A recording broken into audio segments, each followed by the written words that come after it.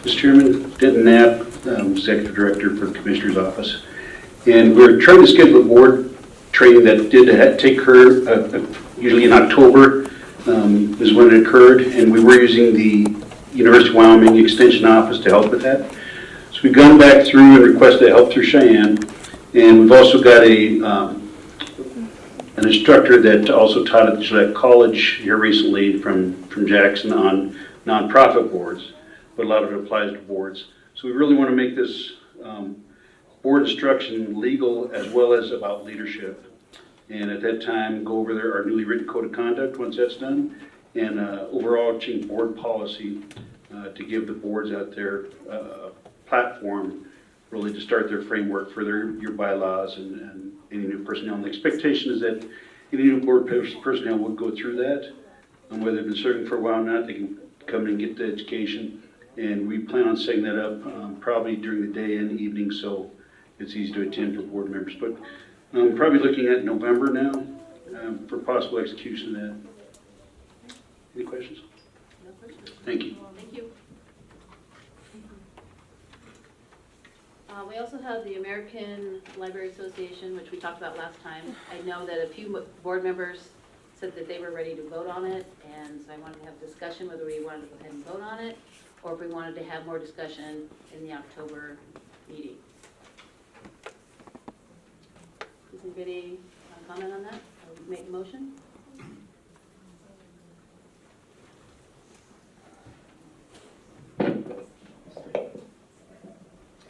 After giving it some thought, I was going back and listening to the meeting again, and I know that it's been discussed, and Charlie made a good point, you know, why are we going to keep going it on?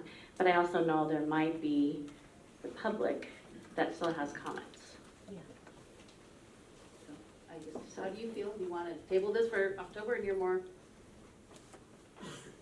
discussion? I make the motion to table it till October. All right. All in favor? All right, so we'll do that in October. All right, on to new business. So I'm going to make a statement. All right, as chairman of the library board, I'm going to make a statement. The board has received lots of correspondence since the last meeting. I wanted to make it known that a majority of the board have no intentions to remove any books from the library. We understand there will always be controversial material with which we don't agree. Some hold intellectual freedom and the Library Bill of Rights as holy tenets. These policies are not law. I personally disagree with the Library Bill of Rights, which states any age has the right to information. People under the age of 18 are legally and intentionally classified as minors. Their reasoning skills are not developed and they are risk averse. Legally, they cannot enter into a binding agreement, and statistically, they are rash, as evidenced by car rental companies not leasing vehicles to individuals under the age of 25. I wish we lived in a beaver cleaver world, but life is hard. I understand people need to find their way, but I take exception to enticing minors to be sexually active. That is destroying their innocence. I believe leaving sexually explicit material in the children and teens area is not creating a safe environment for minors. Our library has put the onus or the responsibility on parents to filter what their kids read. This is an unreasonable expectation. Often schools bring children to the library. Will the school vet the material? No. They trust the library to have age-appropriate material. Kids often peruse the stacks looking for something interesting. If they happen upon an illicit book, how can they unsee what is graphically displayed? Sex is powerful, and books are powerful. Why do we even have a children's area if not to market age-appropriate material to them? A common sense approach is to have these books in the adult section of the library. As I understand it, most people find the books intentionally by accessing the search function on the computer. They do not wander the stacks. If a minor wanted a book on sex, he or she could access it. This is not censoring. This book is available. Just because the publisher wants to influence a minor does not mean it has to be shelved in the kids or teens area. Notice I'm only talking about sexually explicit books. I am not suggesting that if a book has a character that is LGBTQ, that it has to be in the adult section. I also want to dispel the rumor that the board is out to fire library employees. First, that is outside of the scope of this board. And second, we appreciate your work. I believe our library is amazing and has much to offer. I got a glowing review of the Children's Story Hour from a young Christian mother a few weeks ago. All of us can agree that there are many hurting children in our community that deserve a refuge at the library. Some in our community disagree how to best provide that refuge. It is the responsibility of adults to protect children and their innocence. I was appointed by this board by the duly elected representatives of this community to bring common sense and community standards to this library. I will execute that duty with diligence. And what is on my letters? We are seeking legal counsel and to do this correctly. And some of you think that I'm just shooting from the hip, going through this very methodically. So, not to say I haven't had missteps already, but I'm trying. So, there's that. Any comments on that, board? So we've already done the library flooding enclosure. How about the library roof? Sure.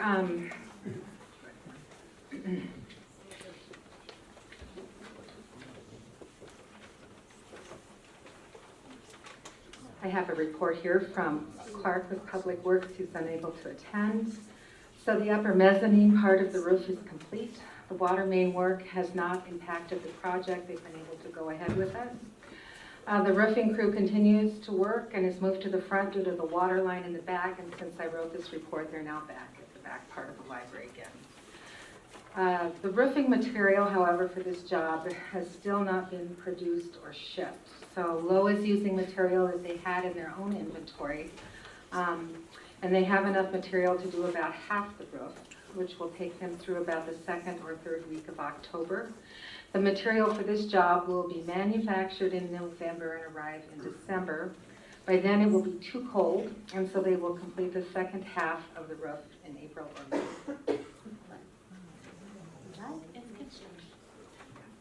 Question, Dave, is it a one-piece model type roof?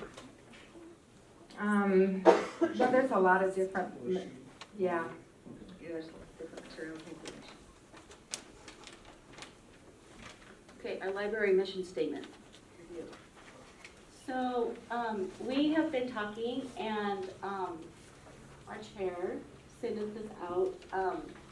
This last week, I was out of town, so she called me, and we would like to propose this. Do I need to make a motion? Why don't you just read it for now? Okay, so our current mission statement says, our mission is to provide diverse cultural opportunities for reading, learning, and entertainment to all citizens of our community. We lead the way to a universe of information with personal service and technology. So the new proposed mission statement would say, our mission is to provide diverse cultural opportunities while upholding community standards. We strive to provide opportunities for reading, learning, and entertainment for all citizens of our community. We lead the way to a universe of information with personal service and technology. Any discussion? Does anybody have any discussion with that? I mean, we've talked to Lori, and I'm going to tell you what he said about that in a minute.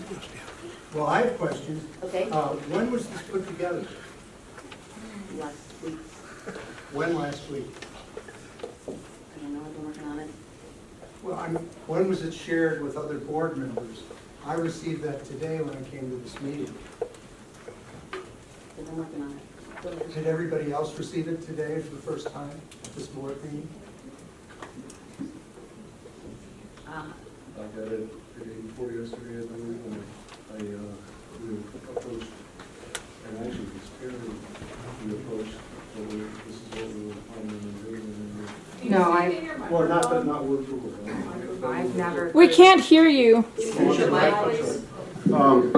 We approached Terry last week that we were considering on changing the mission statement, and then she was going to get a hold of our legal counsel and Love Nows, and we got a meeting with them today, and his recommendation is, which was we're going to go on, is to put this on the agenda and table it for another month. Mhm.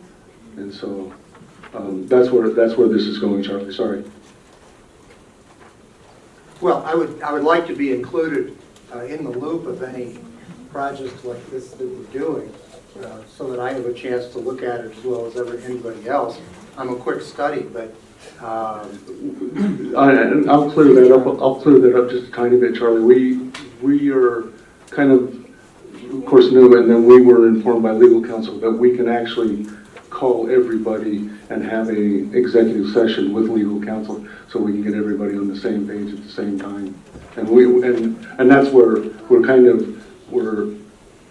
not to break Decorum thing. decorum thing. So, So. apologize if you.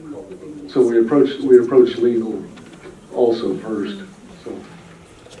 I have to ask, did you have an executive session over the phone? No, absolutely not.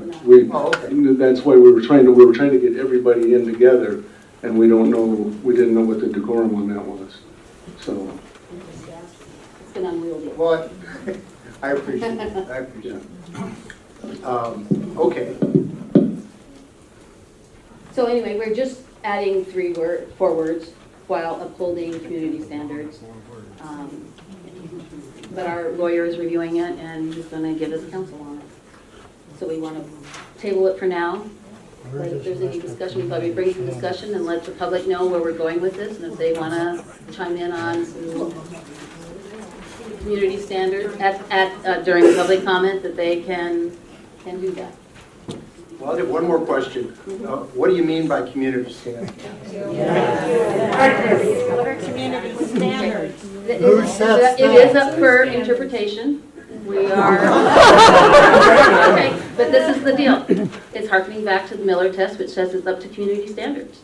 So what are community standards? Well, some would say that we, the board, are the community standards because we have been selected by an elected group. No public comment right now.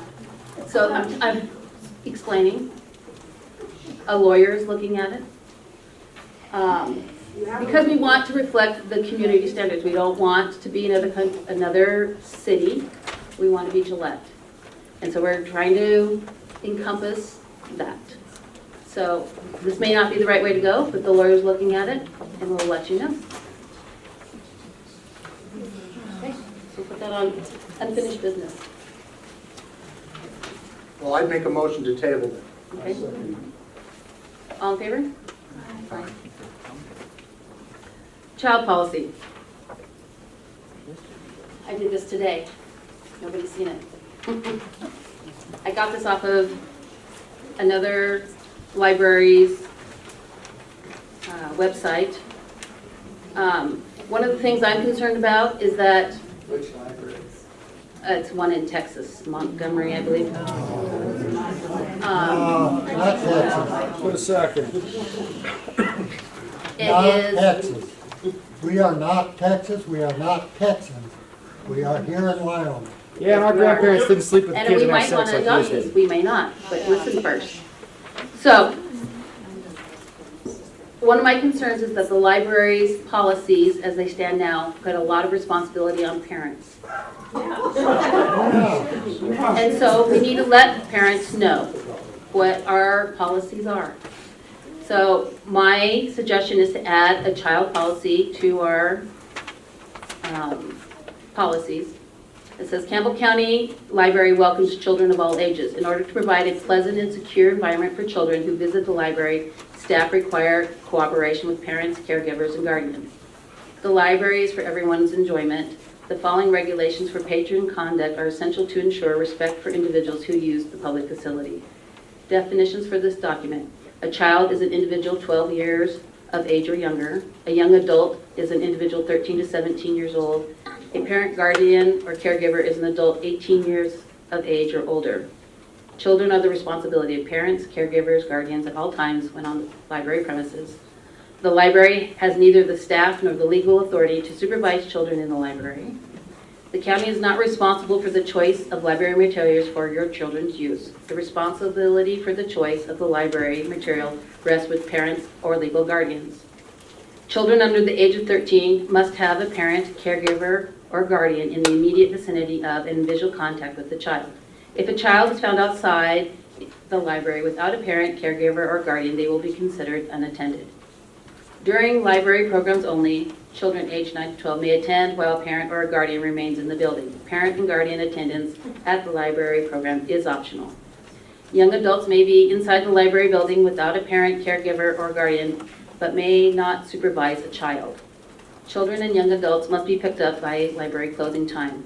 At closing time, if a child or a young adult has not been picked up, the library may ask authorities to take the child or the young adult into custody for their own protection. I invite discussion. How does this change our current policies? It's defining, number one, the ages, and number two, I would like, as part of this, to be some signage that says, that the parents are responsible for the children's reading material, and that not all reading material is appropriate for all children. Has our staff had a chance to look at this yet? No, I just did it today. Oh, okay. Yeah, so I just bringing it to the board and seeing if there's any objections from Terry and we can look into this further, but since we were here, I brought it forth. I just need a chance to review it. We do have some things in place in different places. I looked on our website for I policy, understand. and I didn't find it. I understand. I just need some time to review it. And Sure. it's the first time I've seen it. Yeah, I understand. And in our board book, I was going through it again last night. It does have a section of like the state laws that we need to know and everything. So I would encourage us to look at that because there are some things in there I didn't realize either. And so to look at what. And then the other comment was on, I'm just going to make it really quick on the mission statement. A lot of our book that we get from Terry, there's different libraries that they take information from. This one, the state library takes from library information from all over. So, we can go back through and look at other states and what their policies are. So it's kind of a random that libraries do that. They kind of use from each other.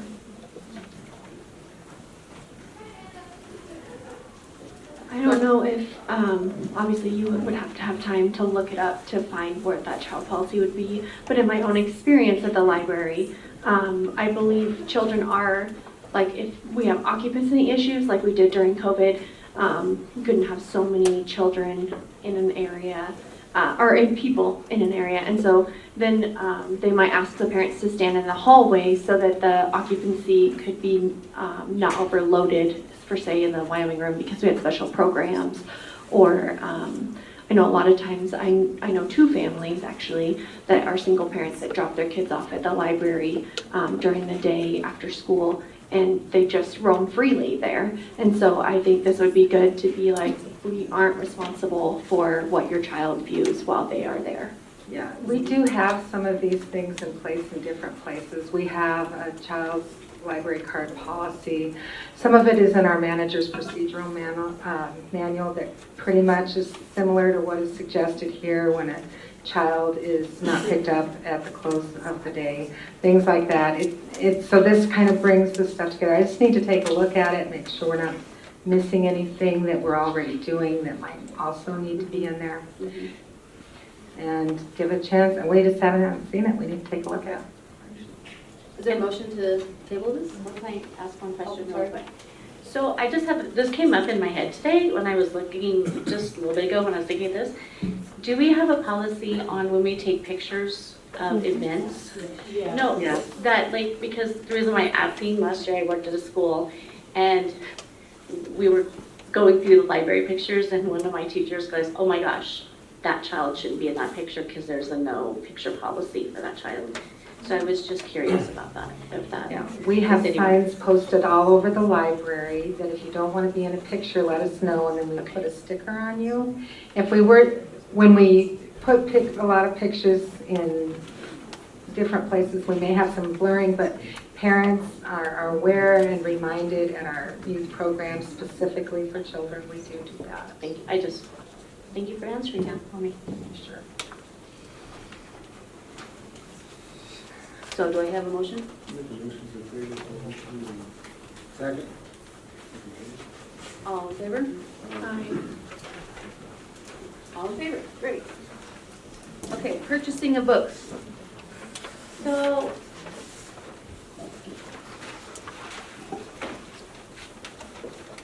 And try not to cry. A couple weeks ago, my husband got very sick, and he has a staph infection. And when we were taking care of him, I was thinking about this and the purchasing. And what came to my mind is we are from Campbell County, and we love it here. And how many people shared their love with us, and not knowing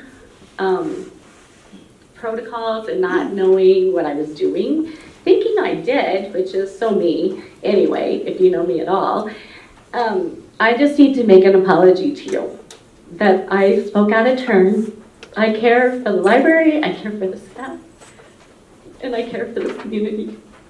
And I would hate for anybody to have a lot of angst from what I said out of misplacement. So, thank you. thank you, Darcy. It was out of, I know your thoughts were good, wanting to slow things down and give us time to figure things out. So, I would like to propose a special committee. This committee will be comprised of 5 members. I have chosen people from both sides of the aisle. The scope of this committee is to investigate and propose a system to grade books. Movies, TVs, music, all have grading systems. Books do not. This is an effort to help parents vet books. This is a parent-driven rating system. It will not be perfect. There are gray areas. But at least it will be a start. My idea is something like put an S if there's sexual content, put a V if there's violence, perhaps put a smiley face if it's a must-read book. There are many ways this could be set up, but I'm asking members of this community to be on this committee, to think of all the people in this community when designing this grading system. If they could please make a recommendation back to the board by the November board meeting.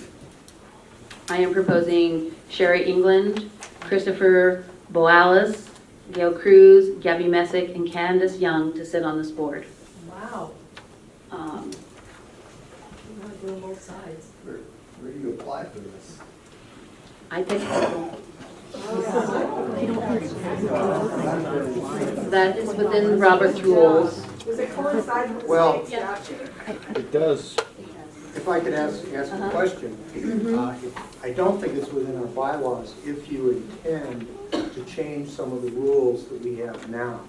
What function would this group have? Just the letters, or is this going to be different? It's just a proposal to the board to have a system in the front of the books that parents can glance at and say, when their kids bring up 5 books, and they can glance in the front and say, oh, look, this one, somebody said it's a great read, great. This one has violence, and let me glance through it and see if I think you're old enough for this book.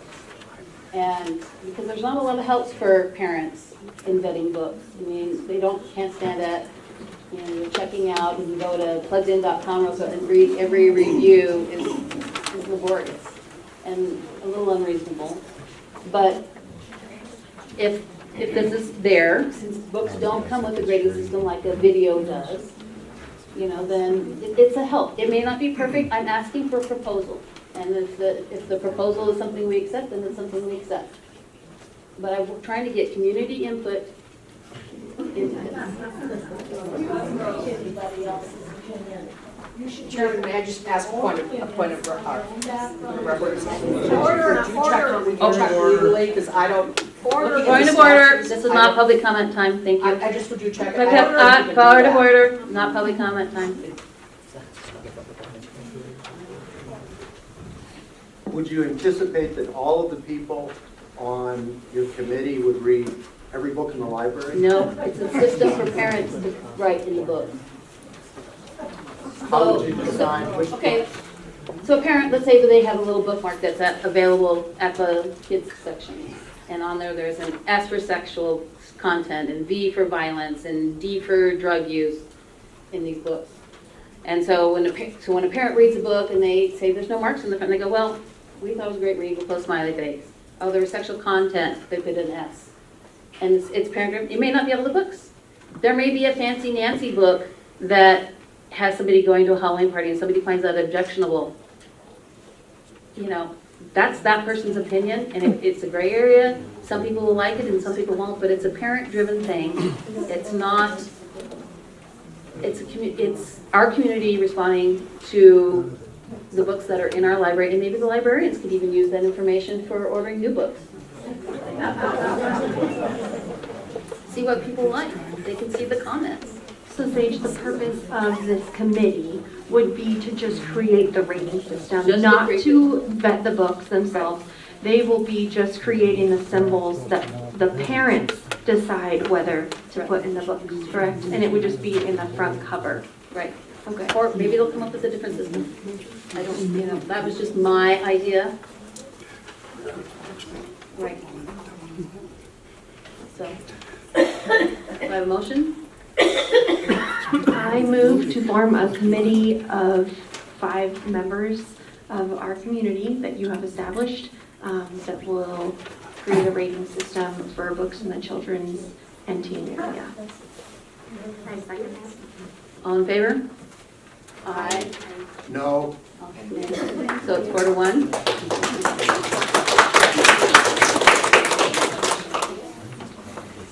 All right. Director's report.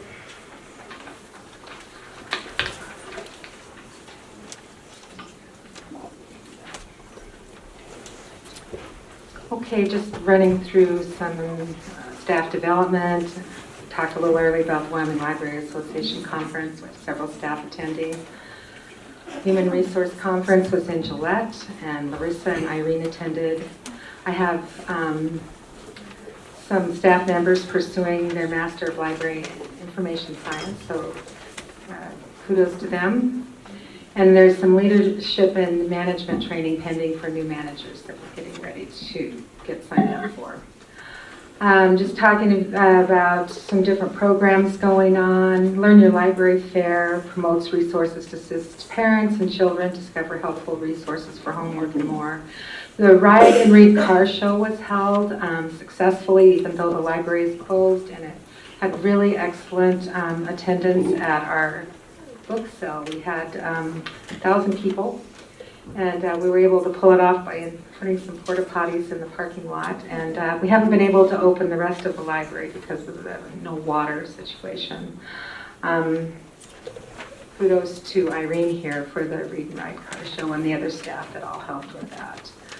We've got a 3-part Holocaust workshop coming up that we're getting ready to put together. This is True Crime Month at the library. We have Canopy program, and also in Wright, Murder on Porcupine Creek. And this particular program focuses on local true crime history, if anybody in Wright is aware of this particular story. And it also helps the patrons learn how to use the library resources to actually learn how to find this information. You've heard pretty much our facilities maintenance report. Things are kind of interrupted due to the water main break, except for the roof replacement is still in project. Many things are still pending. We are getting a new fire panel. We're using a new work order process. We still are waiting to get some work done on the exterior grounds. Some has begun. There's still more to do. We did get more rain in the basement from recent rain, right? I'm sorry to say. Building stonework repairs are also needed. That's new. Getting ready to really get the managers into the new Tyler program, doing a lot of training there. Opt-in Alice training is underway, and we've been reviewing some procedures in our STEP manual to help us review emergency evacuations from the building. We have some staff and library news. We filled our 35 technical services position, moved a different staff member in. We have a new staff member in reference. We have had a resignation from our staff, and she took a position as a youth services coordinator in business. Oh, sorry about that. That's okay, I just remembered that when I was looking at Wright. Knowing that we did have approved that Wright, so we just need to change it for here, if we're going to have a public comment session on ALA, so I just brought that to your attention. Is there any way we can get better mics for that? I will work on that. Yeah. I'll try, yeah.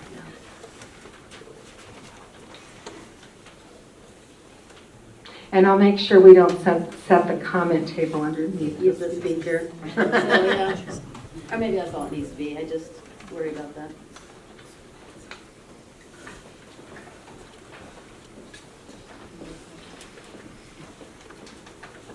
Workshop meetings.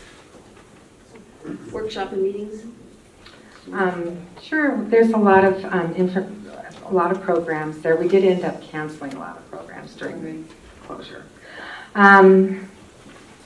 Look on the website for those.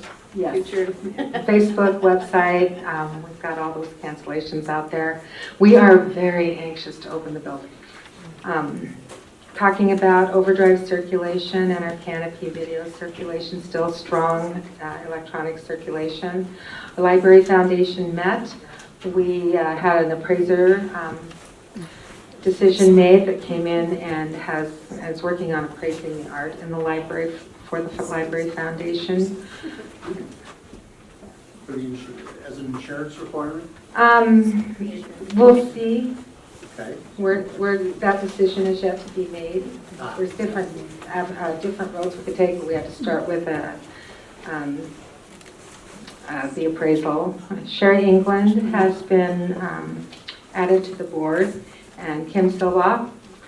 There's a bylaw change that they had, and they approved the annual budget. Friends of the Library are very busy with the book sale. They're doing an excellent job, and they have also awarded a couple of small programming grants for Harry Potter program and some other things to help pick up a few supplies for that. Next meeting is Monday, October 23rd. Shall I say it's the CCPL Wyoming room? 23rd or 24th? I probably have it wrong. On this, you have till the 24th. Oh, do you mean the Friends of the Library Oh, meeting? yeah, it is the 24th. Yeah, you're right. All right.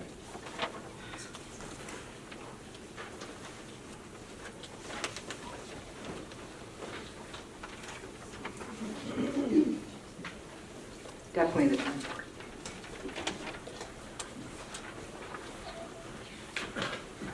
And that's the end of that report. Terry, I just admire how many things you're doing when I look at this thing and I think of the kids I work with and I'm like, who can do the Harry Potter trivia? Because I never read the books. So I'm excited to talk to kids about that if they're doing that. So, like, you should read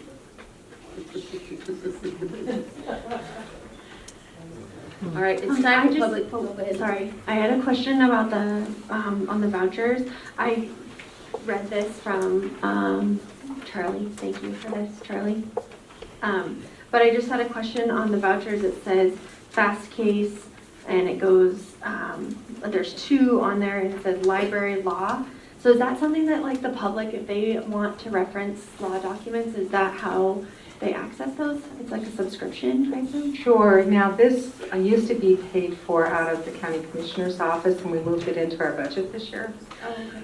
This is a subscription for legal information, and it's a requirement that every county have these laws available for the public to review. So when they moved into our budget, you'll start seeing that expense in our voucher register, and that is exactly what that is. And that is available at special stations in our library. Anybody who needs to do legal research.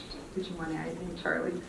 Yeah, FastCase is a program that is available to all members of the Wyoming Bar Association. You get it free with your membership, so it's not quite free, but it's a very good database for all of the district court cases in the United States, federal, Supreme Court, a lot of law reviews. They offer training on how to use it. It's, I wouldn't call it user-friendly. Perhaps Sean would disagree with me. It's not exactly user-hostile, but it's used at the libraries as a way of funding the county's obligation to fund the county law library for everybody. We used to have books. And then we merged our collection, the library, the Bar Association collection, with the library itself. And now we don't buy books. But it's very useful, and you can get it a lot of places. Okay, so it's $250 2 times a year? No, a month. It's just that we probably got a late invoice, so. Oh, I see. Thank you for explaining that. Anything else? All right, public comment. Gail Cruz, you are first. What's that?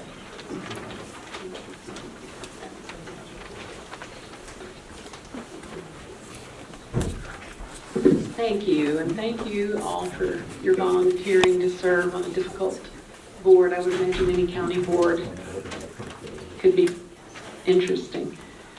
At the last library meeting, board meeting, the subjects of freedom of speech and intellectual freedom were mentioned in regard to exposing children to any and all information, regardless of content or of a child's age. This is the ALA's official position. I would like to respond to these ideas in the context of a public library serving children, other people's children. Free speech is part of the bedrock of our constitutional republic, although I doubt that James Madison would recognize its use to justify child pornography today. But even from the beginning of our country, the concept of free speech was not and has not been an absolute freedom.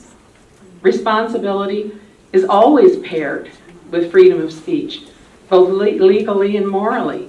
There are laws regarding slander, libel, defamation of character, endangering the public as in yelling fire in a crowded theater. A person is indeed free to say anything to a boss, a judge, a policeman, or neighbor. But if disrespect or threats are involved, there might be natural or legal consequences. There are restrictions on free speech, on what can be communicated verbally or in print to a minor regarding sexual activity. These restrictions are codified in local, state, and federal laws. In fact, I handed out copies at the last library meeting of the federal U.S. Code dealing with exposing children to obscenity and pornography at the last board meeting. Intellectual freedom, brought up at the last meeting, is a different matter, again, when involving children. It is not listed in the Bill of Rights, but it's aligned with freedom of speech with the same responsibilities. Librarians or a neighbor down the street does not have the right, under the guise of intellectual freedom or freedom of speech, to endanger our children's physical, mental, or moral health. Whether the pornography is exhibited through depraved materials thinly disguised in a storyline, or pornography blatantly exhibited on a computer screen, the result is the same. Exposing minors to promiscuous, risky sexual behavior can lead to lives full of disease, mental and emotional damage. Last week, the CDC and then the Wyoming Department of Health issued a report warning of, quote, a significant increase in reported cases of sexually transmitted diseases, end of quote, which includes syphilis and congenital syphilis, which is a shame, among all the other STDs. In fact, the state of Missouri is now reporting a 256% increase in syphilis. I wonder what might be a contributing factor to the increase. The CDC also admitted that a majority of monkeypox cases are associated with gay and bisexual men who are sexually active. And yet, Our library uses taxpayers' monies to buy materials promoting these very same promiscuous, heterosexual, and homosexual behaviors that will necessarily lead to damaged lives. This is wrong. This is a reckless disregard for children, and no amount of intellectualizing or pontificating high-flown intellectual discussions can make it right. My requests are as follows. Relocate all pornographic materials in the youth section to an adult section, and make sure that the checkouts are restricted to adults. Books portraying pedophilia in a positive or neutral manner be removed from the library because pedophilia is a crime. Will it be possible to identify obscene materials? I believe so. The U.S. Supreme Court assured us we will recognize obscene material when we see it. I believe that was Justice Alito that said that. In short, as I've said more than once, we cannot sacrifice our children on the altar of political expediency and wokeism. I have never invoked scripture in these meetings before, but I'll leave you with this warning from Jesus Christ himself. In Matthew 8:16, if anyone causes one of these little ones to stumble, it would be better for them to have a large millstone hung around their neck and to be drowned in the depths of the sea. No stopping, Chris. Is there a time limit this time? Yeah, did we get our timer? I did. You want me to use my phone? I can use mine if you like. Would that be- Is it gonna be 3 minutes or what do you? We've We always have had It's been 3 minutes. If you'd like me to do that for you. Okay, that'd be great. We get 5, we get 5. There's a lot of speakers, you guys want to say 5 minutes? 5 minutes, you gave her that. I say 3 minutes. No, you gave her I say 5, 3 minutes. I Let's go with want 3 5. minutes, I'm sorry. Okay, Mary Conrad?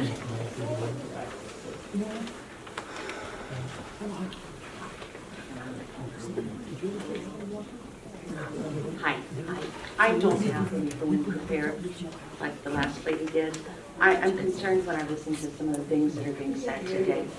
I'm concerned when I listen to some of the things being said today, that we're assuming our library is a scary place, and that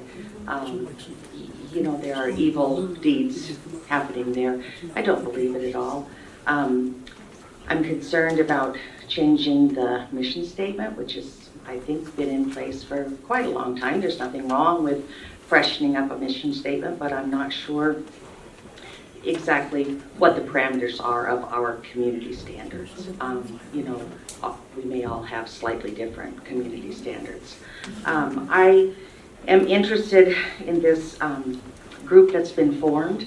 I would love to have a chance to be on this group. I think it's really presumptuous that just a random group of people are going to be looking at materials and trying to decide their value, their worth, their content. There's so many places that you can look at content. I have quite a good deal of library background, and I think I have really good common sense. And so I would love to be a part of a group like that. I didn't know that one was being formed right away. And again, I think that needs to be a group of people with some educational backgrounds in the library field, some training. Just because I read a lot of books does not make me an author. And I think that we can't be quite so random when we're talking about these kinds of I just want things. to interrupt you. They're not judging the books, it's just figuring out the rating system. But that is based on their own opinions and their own ideas, their own They're just figuring thoughts. out the codes. They're And not reading the books. but it's worrisome too, because you're talking about, what has sex in it, what has violence. Pretty soon, I'm afraid that we're going to go into, we've talked a lot about Harry Potter today. There are groups that think Harry Potter is awful. Halloween books are awful. Some of the magic books are awful. Those are not standards that we share. So I really would like to caution this board. I appreciate y'all because you're volunteers in a contentious situation. And I would really caution you to take these things really slowly. And again, I would like to be considered as part of any group that's put together. Thank you. Terry Tharp, no, please don't clap.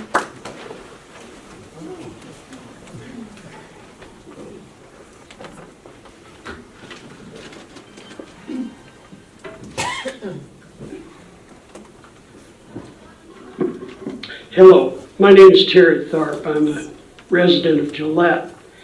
And I wrote you a letter. I don't know if you've had the opportunity to look at it yet. But if you haven't, I want to take the liberty of reading it into the record here at this meeting. It's addressed to the board members of the Campbell County Library Board. I'm writing this as a Campbell County Library patron and taxpayer. At your August 22nd, 2022 meeting, some proposals were made by certain board members which greatly concern me and other library supporters. The first proposal involved the creation of a citizens committee to review and rate books, including adult, young adult, and children's publications. The second proposal recommended halting book purchases from library funds approved and budgeted for that purpose. Both proposals are indeed alarming. First Amendment censorship concerns are implicated, as well as the lawful authority of your board to undertake such action. Before you proceed any further with either proposal, I urge you to consult your board attorney. Mr. Anderson, who sits on your board, is an attorney, but he cannot represent you since he is a board member. The steps you are proposing could, if enacted, put the board at risk of lawsuits. For the good of yourselves as board members, the library, and the community, please take the prudent step of consulting your attorney before acting. And I want to say that I'm glad that you do have an attorney.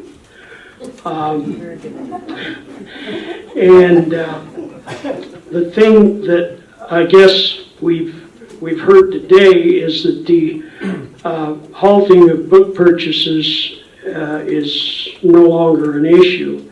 That won't be done, if I'm correct what I heard you say, Ms. Lyons. But the other proposal to create a citizens committee to rate books is apparently been passed by the board. And I'm going to make it short. I'm not going to take up a lot of your time with this, but I would respectfully urge you to consult your attorney about this proposal. And then I would respectfully urge you to reconsider that proposal. Because what you're doing is, I think, and maybe your attorney sees it differently, but I think can be considered legally suspect. So I would urge you at this point to consult your attorney and then reconsider the proposal for rating books. There's a lot of case law out there regarding libraries, censorship, and so forth. I think that's your timer. What's that? I think that was your timer. Okay, well, like I said, please consult your attorney and please reconsider the proposal. Thank you. Again, please don't clap for me.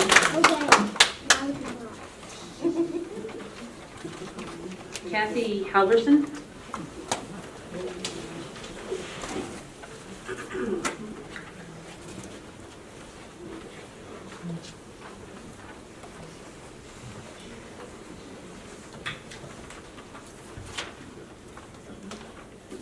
Hello, and thank you for your apology. That was greatly appreciated. My name is Kathy Halverson. I've lived in Gillette since 1978, but I've only been a regular library patron for about the past 7 years. I've been watching with increasing concern the attacks on the librarians and the library in general over the past year. These concerns went up about 10 notches after I watched the library board meeting in August. The issue for a year now has been the availability of information for young people that a certain segment of the population feel is inappropriate for them. Now it escalates into potential censorship of the entire collection because it is perceived as too left-leaning. I have been helping put out books for the used book sale for the past several days, and there are books on every subject imaginable. Many of these books are donated by the public, so I think it is safe to say the public reads a lot of books on diverse subject matter. What exactly are Gillette values? I have always thought Gillette values included freedom, helping neighbors, equality, isn't Wyoming the equality state? Kindness, and live and let live. The purpose of the library is not to embrace either religious or political ideologies. It is to provide information on a wide variety of subjects from a diverse collection of authors for the enjoyment of and learning of the entire city population.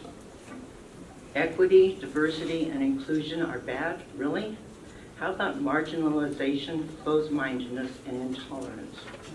A library is not a political entity. It is not left, right, up, down, or sideways. As far as I know, Wyoming is still in America. In America, we don't live by the code of the West. We live by the Constitution, which guarantees me the freedom to read what I want based on my personal ethics, beliefs, interests, and values, without government censorship or the blessing of some pastor or your political ideals. I have read all the books I can stomach about Trump, and I just don't want to read books about guns or Jesus. When you pick up a book at the library, you can put it back on the shelf if it conflicts with your values, which I have done many times. I would never ask the library to remove that book or put it someplace no one can find it. We don't need a book review committee. What we need are for people to respect that everyone has a choice, that everyone can think for themselves.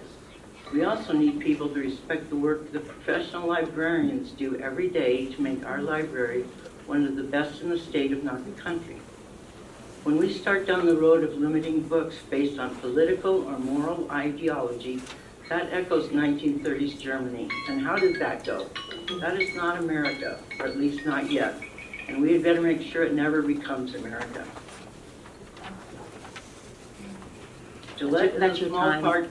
I'd like to finish, please. Gillette is a small part of a larger state, which is part of a larger country, which is part of a larger world. If the board limits our access to a narrow window of the knowledge that a few people feel is appropriate, we will all be less for it. Rural libraries all over the That's country enough. are Thank you. facing these. That's time. No. Thank you. Thank you. Please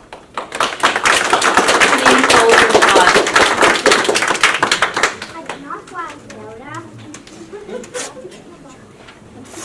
We need to write so I can read your writing.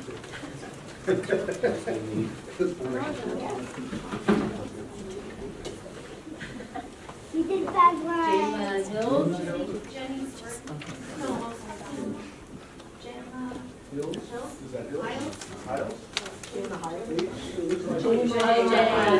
Jay, that's you. 689-0635 is your phone number. I agree that. Well, I was in the penmanship class at the library.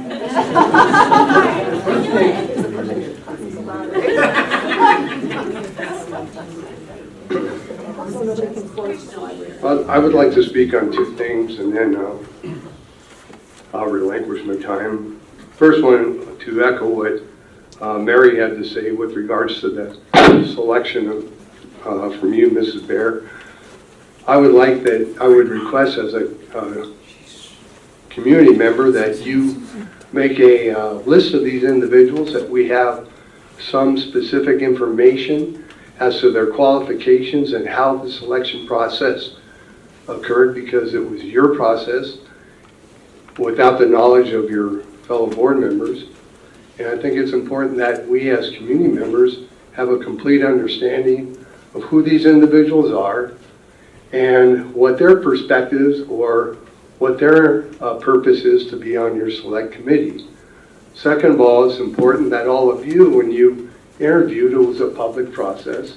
And it's important that we as citizens have access to who these individuals are that in fact will be rating these books and putting their stamp of approval on what is best and right for this community. Second of all, with regards to what's going on in our community, I don't know if you've received any of this information. This is from Mass Resistance. And Mass Resistance is a organization out of Massachusetts that has a broad agenda, but it's very interesting on the scope and perspective of theirs. Their flyer that I got off their website is calling for all Americans and Wyoming Mass Resistance, aka Americans. So I draw the conclusion from that, if I'm not a member or an active participant, I may not be an American.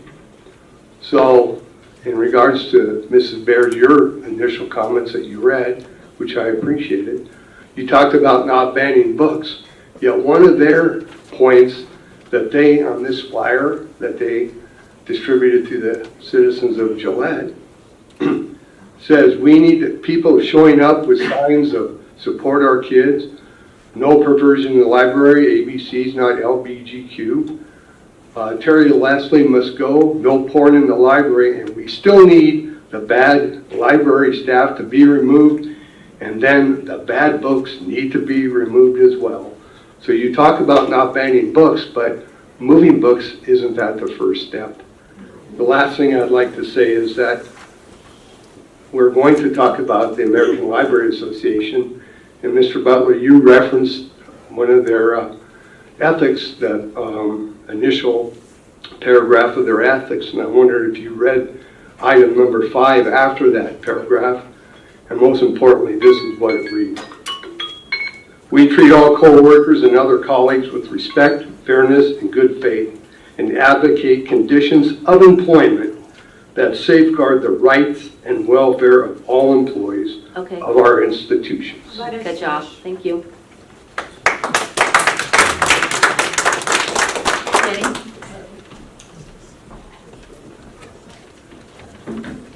Hello all, I'm Jenny Sorensen, 8th grade English teacher for the past 15 years and mother of 2 teenage children. And as an English teacher, I always find that using story as an example often makes the best point or the most effective point. So I want to share a little story from my life. And as many of you guys know, about 5 years ago, my husband Matt passed away. And he passed away on Friday, June 2nd. But what you may not know is that by that Sunday, 2 days later, my daughter Avery started her period. To say that I didn't know what to do would be an understatement. I was overwhelmed by so many emotions at that time. I did not know how to help her best. One thing that my best friend did for me is to give me the supplies I needed and a book from the library. And that book was about periods. Now, I was fortunate that my friend did the thinking for me, but I want to be clear that when it comes to parenting or when it comes to sexuality, there's no cookie cutter response to those two things. There's no one size fits all for parenting. My daughter was 10. She wasn't a teenager.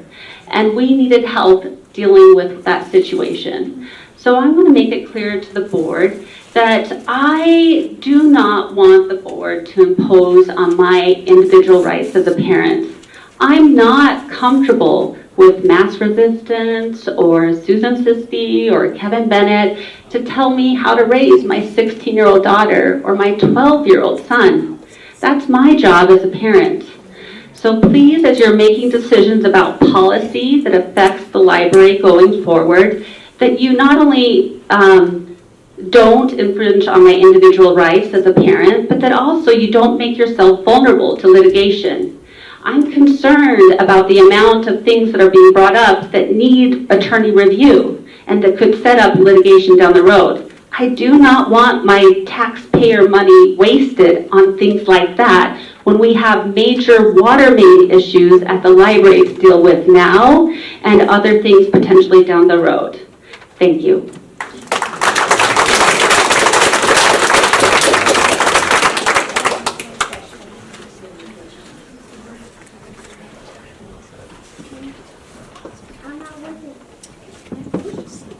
Sorensen.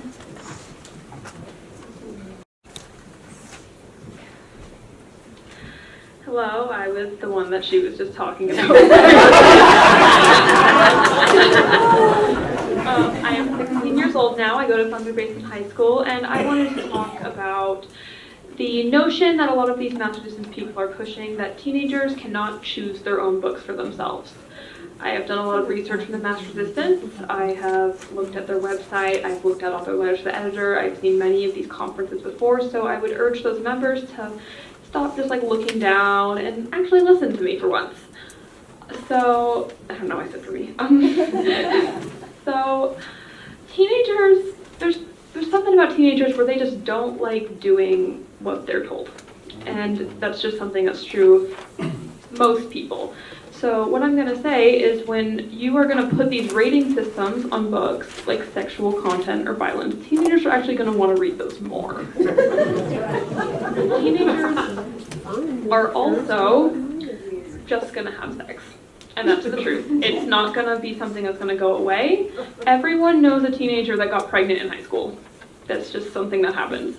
And I feel like it's more important for us to educate these people on how to have safe sex and not get pregnant and not get STDs and just leave them to the winds because they're going to do it anyways. So basically what I'm saying is that before you make all these decisions on the behalf of people my age or things like that, I really want you to actually go into the high schools and talk to some teenagers because we're all different and we all have different levels of maturity. So some people can pick out books for themselves and some people it's like, okay, maybe want to keep that one away from you. But that's for parents to decide and that's not for the library to decide because we are independent people at this point. If you expect me to drive a car at 16, I should be able to pick out a book for myself. Thank you.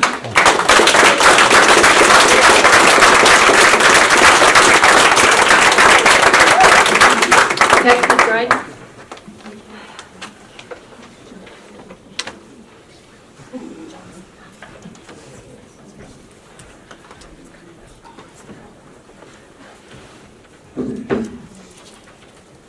Thanks for this opportunity to speak. Wasn't sure if I was going to even get up here, but wow. Community standards and our moral compass and all that. And then you want to add another layer of bureaucracy here. Right on. 14 months ago, I was included in an online discussion group talking about Michaela Oz coming to town. And it quickly became apparent that this was not about protecting children, it was about pushing an agenda because people were making up facts that were not in evidence. They were talking about things that had not happened here, we've not seen here. Then we started discussing parental review boards. And my question at that time is, where does the control stop? Who's going to review the review board in a few years when there's people on that board that you don't like? You know, all of this stuff just keeps snowballing and getting bigger and bigger and adding more government to our lives and taking freedom away. You know, there were 2 commissioners in that discussion last year. I made sure to take some screenshots of it because regardless of whether it falls under the purview of this board or not, having people fired from the library for providing information to a marginalized group of young people has been at the forefront of the discussions for over a year. You mentioned that moving books isn't considered censorship, but the court systems in this country would actually disagree with you. And libraries have been sued for moving books. I asked these people last year, you know, why not let the parents make up the determinations on what content their kids can or can't see? And some of these people that apparently know better than everybody else said, well, the parents aren't doing their job, so it's up to us. That's the same thing the Catholic Church was saying when they were kidnapping Native kids back in the 1940s and sending them to government boarding schools and beating the hell out of them. You people need to dial it back. And remember that this country is based on the premise of freedom and liberty.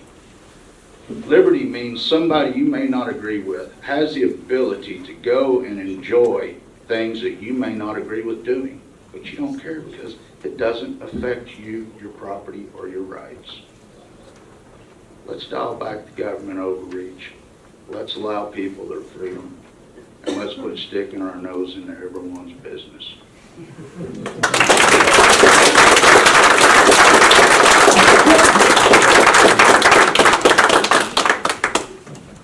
Christy Garretts.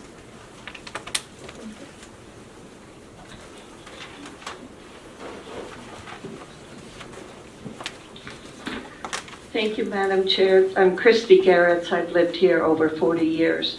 The first thing I'd like to bring up is, even though it doesn't look like it, we would like to ask you to please change your meeting times so that hardworking parents and people can attend.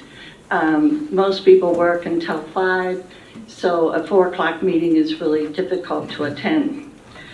I wrote you a letter to the board members, both through the county form site and through the library director, with information on state statute which governs the powers and operation of library board. But I see you have chosen to ignore, it's 10-7-101 of the Wyoming statute. I don't know what, chapter 10, probably section 7-101. I would have appreciated a response from Chairwoman Bear. Chairwoman Bear stated that she does not espouse East Coast values such as diversity, inclusion, and equity. Diversity means that if you're having a picnic, you invite everybody. You don't exclude anybody. Inclusion means everybody brings their favorite food. And equity means everybody has a seat at the table and have equal access to the food. There's nothing horrible or left-leaning about that. Those are things that make a community a good place to live. I would venture to say that mass resistance promotes the opposite. Hate, discrimination, and what was I writing there? Sorry. Intolerance, sorry. Which we have been witnessing at these meetings. Might I point out that this hate group is out of Massachusetts, the East Coast. And is that an East Coast value? I think we need to uphold our standards, which is equality, and I think diversity and inclusion are very, very important. So, and I too am horrified at this whole idea of community standards. Just like Tex said, whose standards are they, and how are you going to apply them? And like, what was her name? I'm sorry. The young lady who showed great bravery, who showed great bravery in standing up here and talking to you about what's really going on with teenagers today. We need to let everybody choose for themselves. Thank you very much.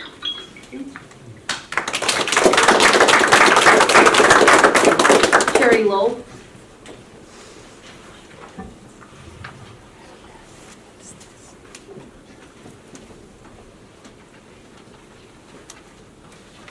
Madam Chair, my name is Sherry Lowell.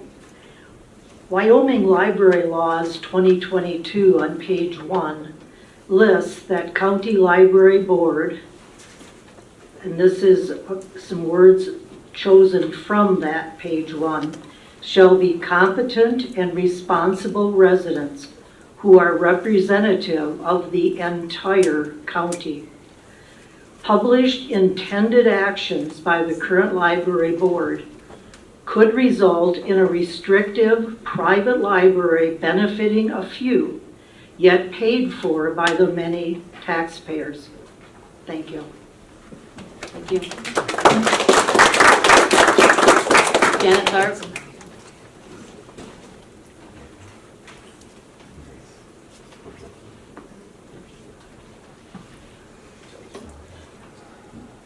Good afternoon, Board Chair and Board members and Director Terry Leslie. I'm Janet Tharp and I'm a resident here in Campbell County. I have a library card in Campbell County and I use it often. And I brought with me today a document that I found on the Wyoming State Library website. It's titled Wyoming Public Library Board Members Handbook. And there were 2 or 3 items I wanted to share out of there. From page 3, and this is a statement regarding individual or intellectual freedom. As public officials, board members have an obligation to uphold the constitutional right of free speech. Board members have a responsibility to resist censorship of library materials by groups or individuals, regardless of personal feelings and beliefs. And again, on page 16, another statement about intellectual freedom. Public libraries serve an important role in democracy by providing materials that reflect all viewpoints. Intellectual freedom is a major concern of libraries. Individuals or groups may attempt to censor library materials that they feel are objectionable. The library board has the responsibility of championing the cause of intellectual freedom, including fighting all censorship. And I have noted, censorship includes moving materials and rating materials. This can be difficult. It can be an uncomfortable responsibility, but it is necessary for the proper functioning of the libraries. And a third item that is addressed in this manual is advocacy. And I encourage each of you as library board members to be champions in our community and to speak about the good and positive things that are happening at our library and about our good staff. And to end, I want to talk about the most valuable asset at our library, and that is the library staff. They're educated library professionals. They all have the expertise and the tools to serve all patrons in Campbell County, and that includes selecting and ordering the book materials. Thank you, Terry Leslie, as our director. Thank you to Darcy Acord, our youth services librarian, and thank you to all library managers and staff for working every day to provide access to information for all citizens in Campbell County. Thank you.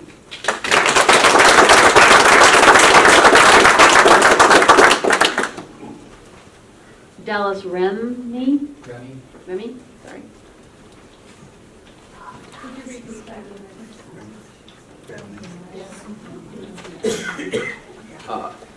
Good evening. My name is Dallas Remy. I have lived in Gillette for 15 years. Upon moving to Wyoming, people here told me that everybody here has a live and let live mentality. But this movement that started up in Gillette that attempts to censor library materials runs contrary to that thought. During the last meeting, I watched the recorded version. A member of this community got up and referred to the First Amendment as horse shit. That comment is unsettling because that First Amendment is what guarantees somebody's right to say that. And it's startling because it shows the direction that this movement's going. The First Amendment says Congress shall make no law respecting the establishment of religion or prohibit the free exercise thereof, abridging the freedom of speech or the press or of the right of people peaceably to assemble and petition the government for redress of grievances.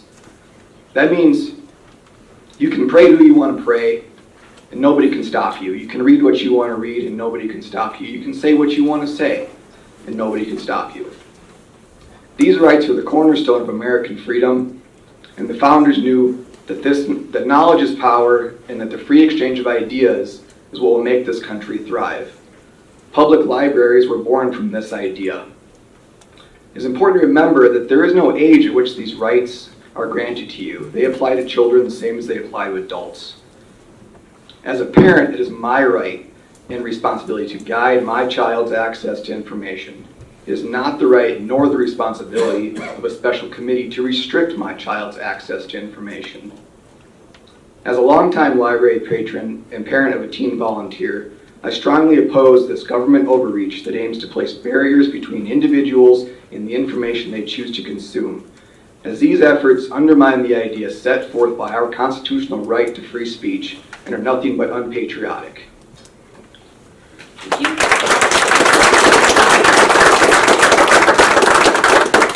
Ed Sisti?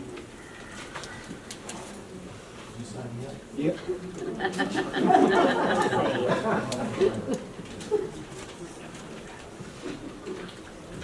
Very quickly, I want to post a YouTube video tonight. I have to go and I have to check a box that tells me if I want to read the account of Sodom and Gomorrah. I will have to check a box saying this is inappropriate for children. So I don't recommend this for children. If I don't do that, guess what? I violate YouTube's community standards.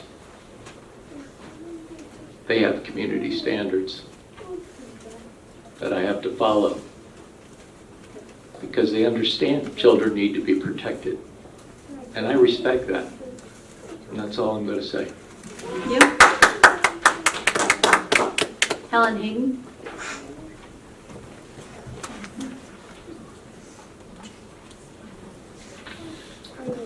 Hi, I'm Helen Hayden, and thank you for your time. Yes, I love the library. I took my children to Story Hour, and I love the resources. But as tonight, I'm a concerned mother, grandmother, citizen. We have laws against sex harassment, statutory rape, minors under 17 or 18, the porn sex offenders, human trafficking, child molestation. These books can cause the young people to experiment, which can cause them to have health issues, the STDs, whatever. They can become pregnant. And then we have a family disruption. Do we keep the baby? Do we give it away? Do we do the abortion? Oh, some might say, well, that's illegal. Well, since when did that stop anybody? And the young boy that she had sex with could be charged with rape. So we have family turmoil. Those that want to change transgender and do the surgery, it can cause physical, mental health issues. They might be unable to have children. So if they decide that, oops, I made a mistake, it's too late, they can't have kids.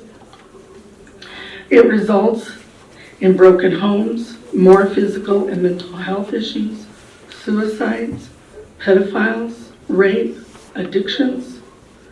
Young people have enough to deal with in school and family life that they don't need these books. They don't need gender, sex of all kinds, abortion books in their face, causing more confusion, stress. I didn't need it, and I was even bullied, but I didn't have to have a book to tell me how to cope. And for the new board members, did you know that there's a book called How to Make a Baby? It's in the parental section in the children's department. And in cartoon style, it shows dad's private in mom's private. And I don't think that a young child needs to see this. And if they do, that's the parent's responsibility to buy that book and show it to them. Thank you for your time. Thank you. Doesn't mean they can't touch it or look at it. Excuse me, I'm going to break in for a second. Please, in the background, would you please restrain yourself while other people are talking? Thank you. Hugh Bennett?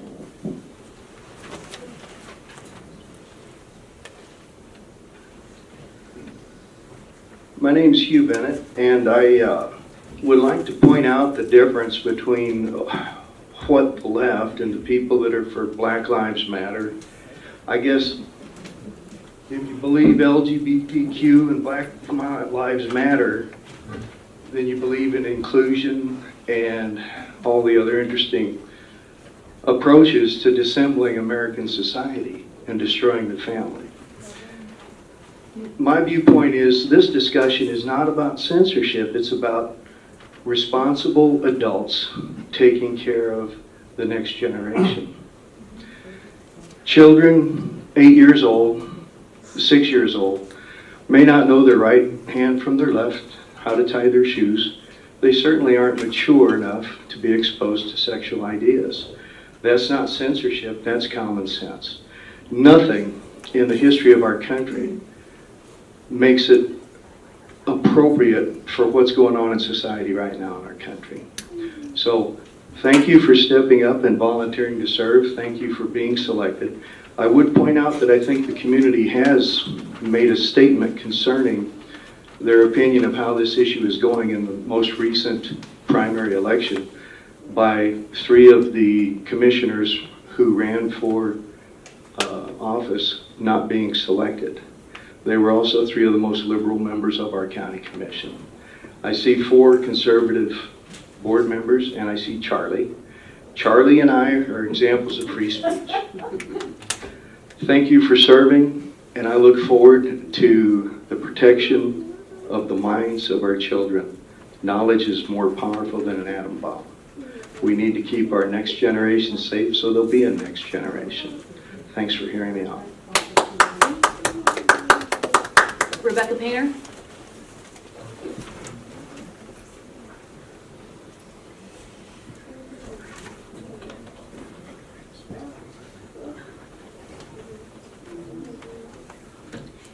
Members of the board, Darcy, or Leslie, excuse me, thank you for this opportunity.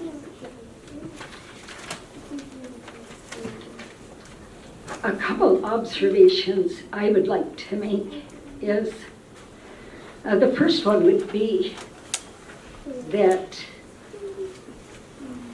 for whatever standards have been set by the Wyoming Library Association, those are not laws. We do have laws concerning pornography.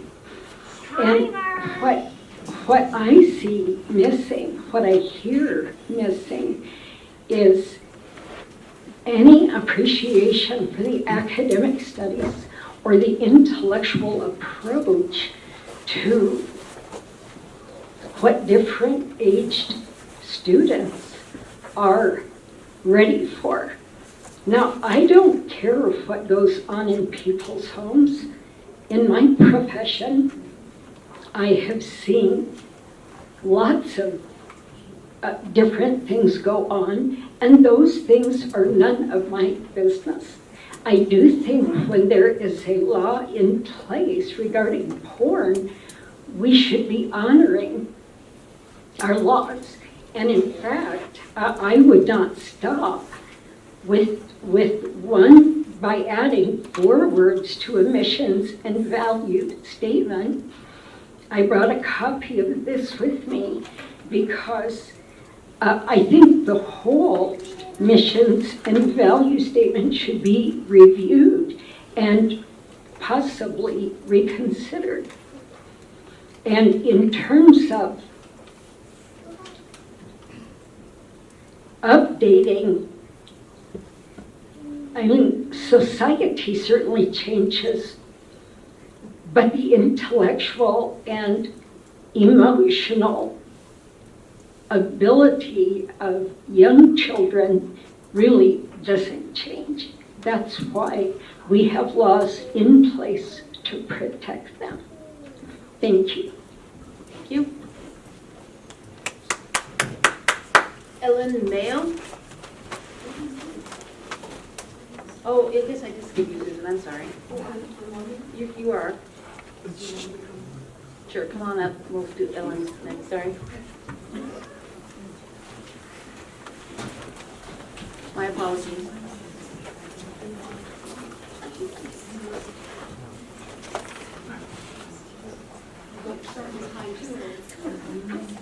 I'm Susan Sisti, and a good evening to the board and chairwoman and everyone. And I want to address the nice teacher that spoke, and I actually did recommend, I researched and recommend several books for young women on sex education to help them go through puberty, or very detailed, but they were rejected by the library. So I just want that statement out. There are some wonderful sex ed books that I totally support. What I don't support is hardcore porn and perversion and promotion of sex acts to minors. And I've handed out a paper to you. It's actually illegal for a child under 17 to have sex in our state. It's illegal. And so that is in our state statute. And so that I just handed out. Can someone keep order, please? Thank you. It's the age of consent, and you can actually go to prison for some of these things. So that is the law in Wyoming. So why would the library promote sex acts and sex toys and things I don't even want to say to minors in our library? I've read 50 books. A lot of the people in the audience may not know what's in the books. There's BDSM, which is torture sex. It's called Sex Plus. There's a sodomy book for 4-year-olds called Sex is a Funny Word. And I've talked about these before. These are horrible books for children. And so I pass that out. And also, you've seen this before, some of the new board members may not have.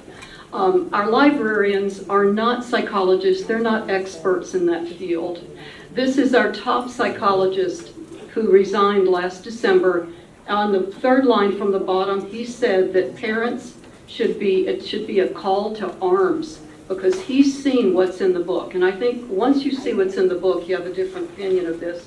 And then community standard, I gave our wonderful Governor Gordon copies of 5 book pages at the state convention, and he sent me a nice letter back. And our governor said protecting and educating children is best done by parents, and parents should work to make sure that educational materials are appropriate and reflect community values at the city and county level. He said the library is governed and funded locally by the county commissioners, and they're best to determine that. And they have spoken community standards by putting our new people on this board. That is our community standard. Also, I do think these perverted books should be removed. Long Island Library has voted to remove all pride displays and LGBT books in the children's section. Also, in Michigan Library, they defunded it because they wouldn't remove them. And we do have hardcore promotion. This is the Rainbow Book Month from last year. And there's some hardcore books our library promoted to children. And Susan, that's your time. okay, I think that's everything. I'm against our librarians speaking at the ALN conference because they promote intellectual freedom, which equals porn. Lynn?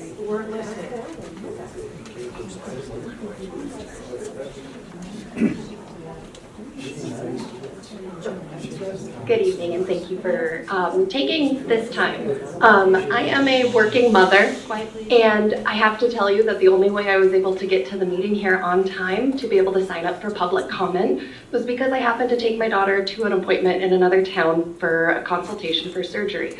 So I would ask moving forward, if you want public input about whatever it is you want from people who utilize the library, please think about a different time. There's no way I would have been able to be here if it just hadn't happened to line up well that I could.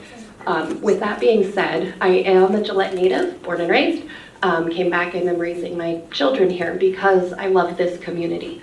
The library is a big part of that. I got my first job at the library. I count Sue Niesel as one of my mentors and a big guiding force in my life.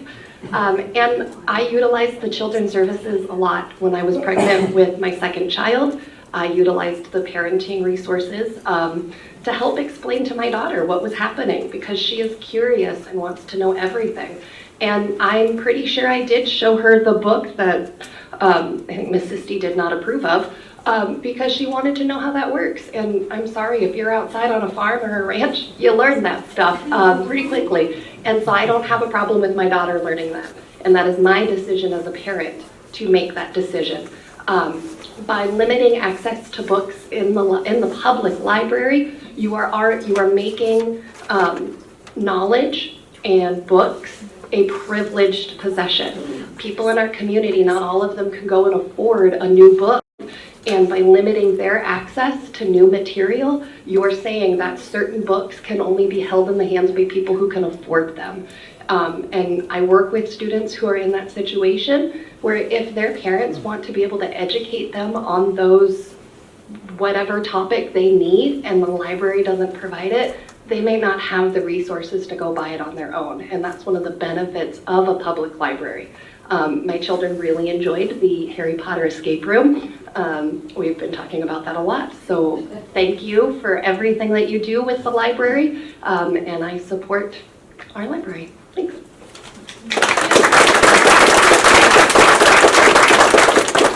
Kevin Bennett?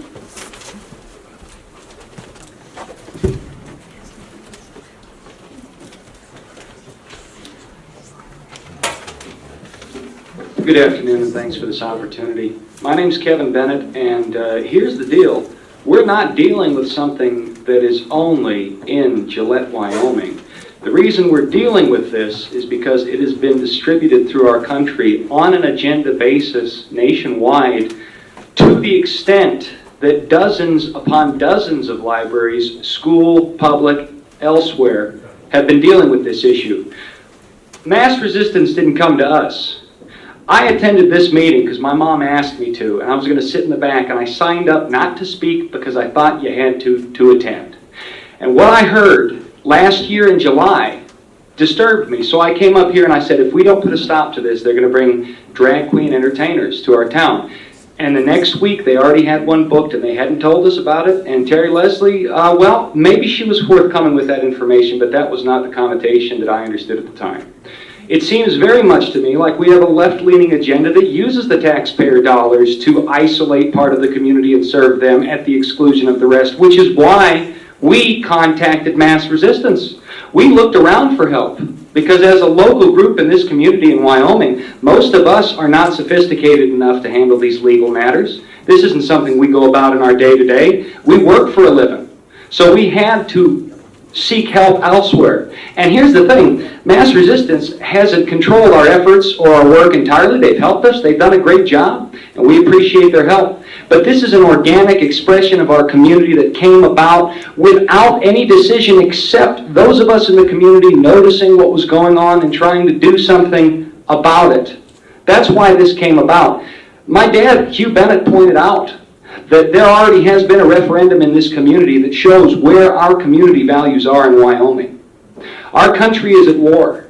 It's at war internally. It's at war with bureaucrats who hide behind the filibuster of process to keep anything from happening, who appoint their own friends, family, and club members into the same positions. And if you look behind me, that is evidenced by all of the library personnel that came out of the woodwork to say why they think it's a great idea for us to protect pedophilic propaganda in our libraries. I suggest that if the basement flooded, A, that could be something supernatural. It's kind of convenient. It happened at this time. B, what a great opportunity to isolate some books that may in fact be problematic and hold them apart for the time when they should be refiled elsewhere in the library. Because lastly, on this point anyway, we already have library sections cordoned off by teen, young adult, and adult. And they're saying that moving the books is somehow censorship. Well, it's already censored then by their definition. They're saying having no access to information is censorship. Well, there are firewalls that keep pornography from the computers. Their arguments are illogical, and I think we need to protect. So thank you for what you're doing. God bless you. Be strong.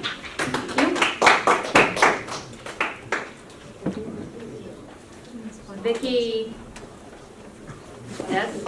Swenson. It's a nice signature. Hello, and I also want to say thank you for serving. No matter what person serves on, it's never easy, and you never do the right thing for everybody, so I appreciate that. I came to talk about something a little different today, but people said the same thing I was going to say. But what has happened today that I feel like I'd like to address is procedures. And I serve on several boards. I'm a president of a board, I'm a secretary of a board, I'm a communication officer on another one. And through that, I learn a lot about procedures. And that's why I stood up, and I apologize if you felt I was out of order. But what I was trying to say is that the forming of the committee, I believed, was a point of order should have been raised. And by Robert's rules, it says when a point of order is raised against a proposition, consideration of that proposition is precluded until that point of order is disposed of. The chair should rule on the point of order before proceeding to other questions such as a method of voting on that. And the reason I brought up that as a point of order is that I certainly am not a lawyer, but in going through the state statutes, my understanding, and I certainly could be wrong, and I echo what Terry Tharp had said to talk to your lawyer about it, but my understanding is that you as a chair cannot make a committee of the community. You can make a committee of your board, but my understanding is that you cannot go out and bring in a committee to make decisions for the board from the community. But if you'd please check that out, I'd appreciate it.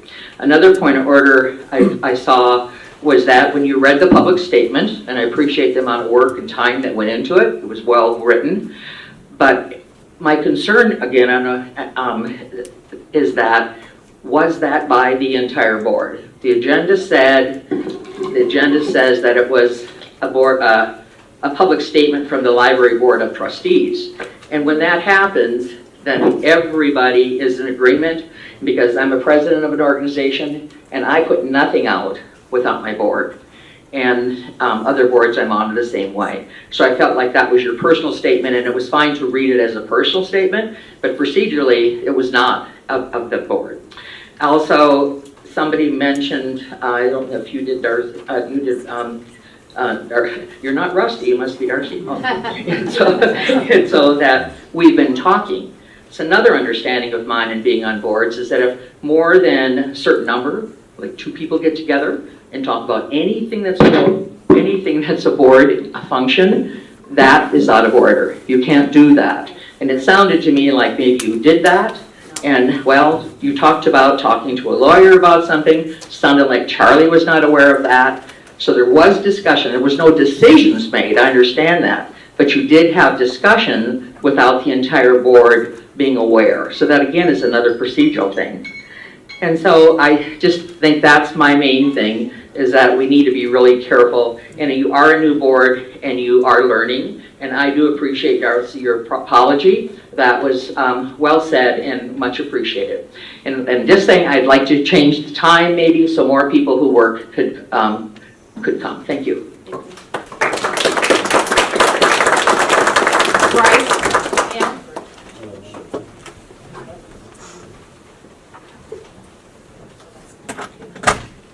All right, I'll try not to talk too fast. I'm not going to comment on all the other stuff that I was going to talk about. But when I moved here in 1996, I went to Sunflower, and that was out of my attendance area, and that's where I made all my friends, and that is right near the library. So we went there a lot. But however, during the summer, somehow all my friends were from divorced families, so they went away for the summer, but I kept going to the library.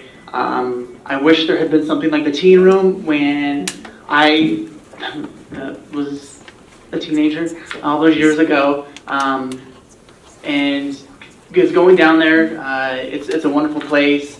When I'm driving home from work, there's kids that are walking from the high school to go to the library, and I think that's a great thing for kids to be going to the library for fun.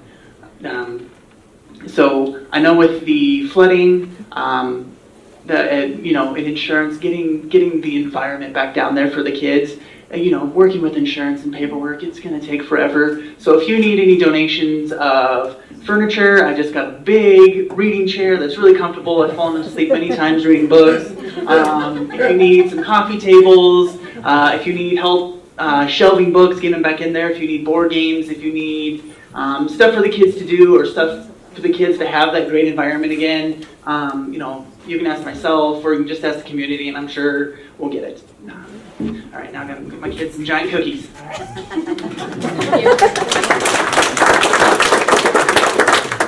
Justine Shuff.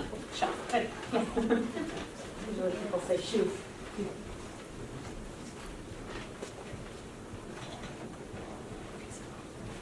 All right. Sorry, this comment's going to seem a little bit random because it doesn't really have a lot to do with what's been said already. I've been meaning to come for a couple months, but I wanted to thank you and then the library staff for having Spanish story time this summer. My kids are in the DLI program, and if you aren't familiar, that my boys are spoken to only in Spanish for half the day. I can't speak Spanish with them, so that's about as much during the summer Spanish as they will get, and they're already much more fluent than I am. So having a fully immersive Spanish story time really does help them and other kids over the summer months, so that they don't regress in their Spanish. They do math and science and stuff all in Spanish, so it makes it so that they can continue to keep up with that when they get back to school. And just to put it out there, there are over 600 kids in the DLI program in our district, and many more kids who just speak Spanish, like at home. If you were to have a Spanish story time for the DLI students and Spanish-speaking children in our community year-round, I'm sure it would be well attended, just as much as it was during the summer. So I think that that is something that I and many other parents who can't speak Spanish would love to see. This is also the first time that I've come to a library board meeting, so I just wanted to thank all the staff at the library. Many of them have known my two sons since they started attending Storytime when they were babies. They truly know my boys. They know their names, they know their personalities, they know their interests. They really care about our family. And when you're a new mom and one of the only places that you can go to get out of the house with your two wild kids is the library, it means so much that the library staff takes a genuine interest in your well-being as well as your kids. Unfortunately, I don't think your staff, especially the youth librarians, get the appreciation that they deserve. As many people who do frequently utilize the library, like myself, get busy with life and take the library and its services for granted, unfortunately. I just think that you as the library board should be very proud of your staff and the relationship they build with the community members and the joy of reading that they instill in the kids. So thank you.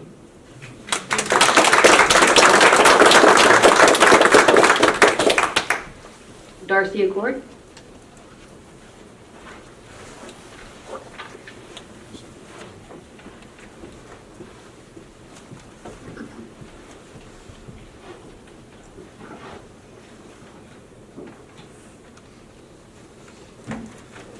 Good evening. Thanks for the opportunity to speak. My name is Darcy Acord. I am a resident of Campbell County since, 2005, and I have worked at the library since 2006, and I am the youth services librarian.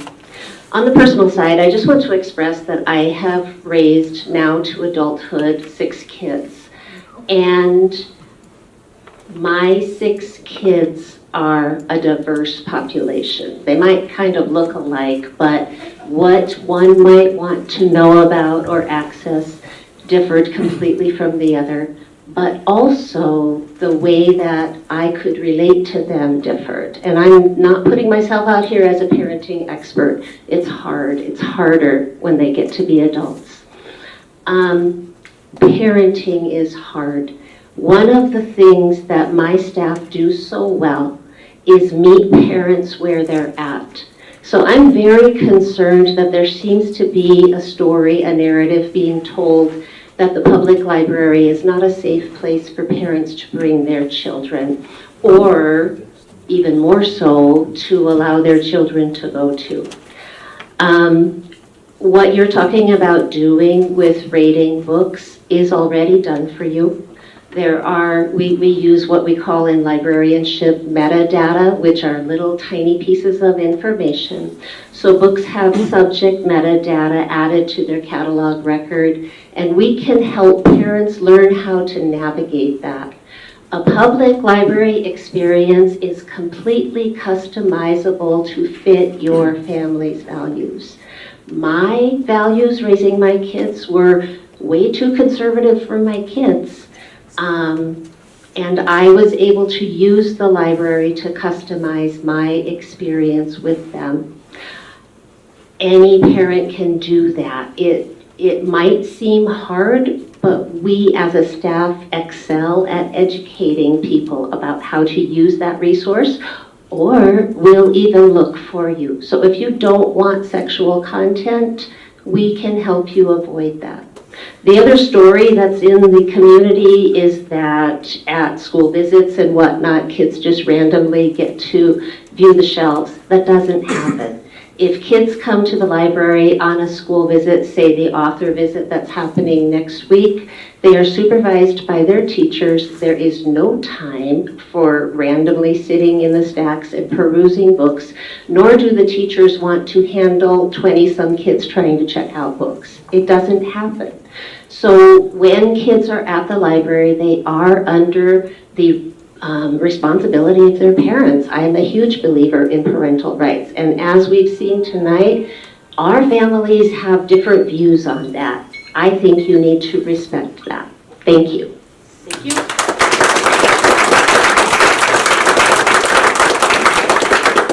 Elizabeth Alden.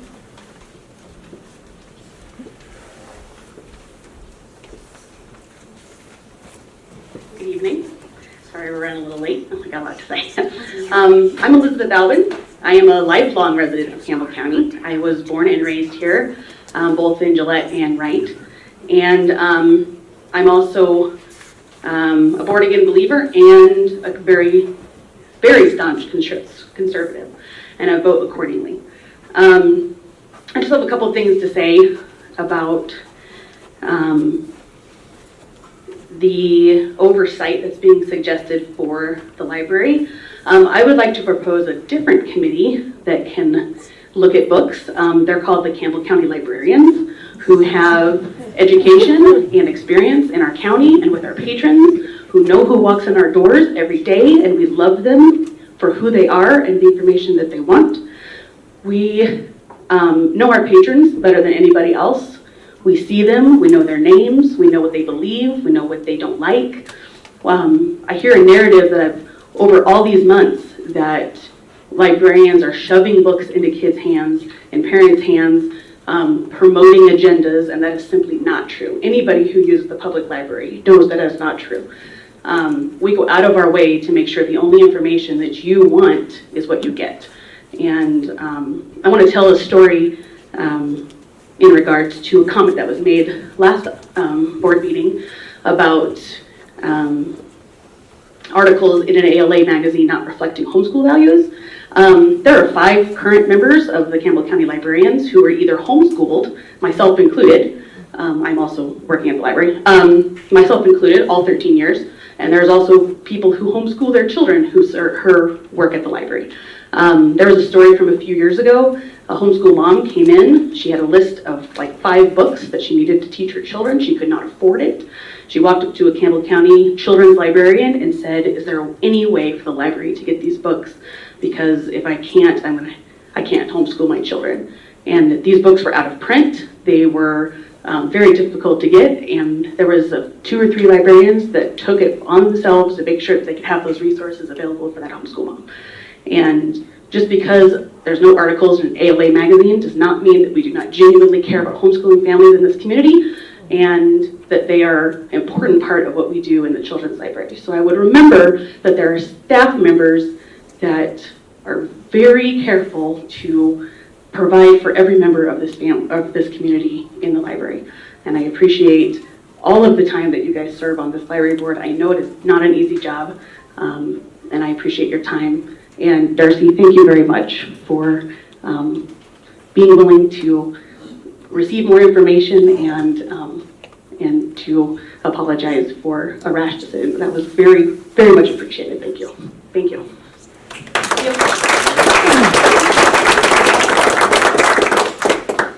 Bruce Williams?